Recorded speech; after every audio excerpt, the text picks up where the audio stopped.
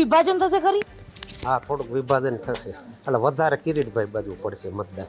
અચ્છા, એનું કારણ?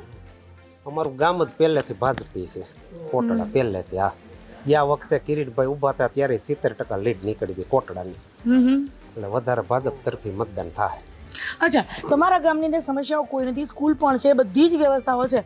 તમારા ગામની આસપાસ ક્યાંય નજીક મોટી હોસ્પિટલ ખરી? નહીં, આસપાસ નથી, આસપાસમાં નથી કે આમ ચાપૈડા છે.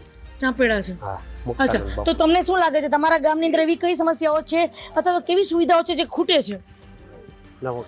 બહુ હવે અત્યારે તો સારું જ છે, બધું કઈ ખૂટતી નથી. અચ્છા, રસ્તા ને બધું થઈ ગયું છે, ગટર યોજના થઈ ગઈ, કચરા સંગ્રહનું છે, બધું સારું. અમારા સરપંચ જ એવા છે, કઈ કામ બાકી ન રાખે એવા. અચ્છા, ખેડૂતોનું ગામ હશે આ, તો ખેડૂતોની જે સમસ્યાઓ છે એ મોટા ભાગના ગામડામાં એવું કહેવાય છે ભાવ નથી મળતા કે અમને અમારા ખેડૂતની જે સહાય મળવી જોઈએ નથી મળતી, સૌની યોજનાનું પાણી નથી મળતું. ના ના, અમારે એ પાઇપ ફિટિંગ હમણાં થઈ ગયું સૌની યોજનાનો, સંપ અને ટાંકા બની ગયા છે, એટલે ટૂંક સમયમાં એ પાણી આવી જાય.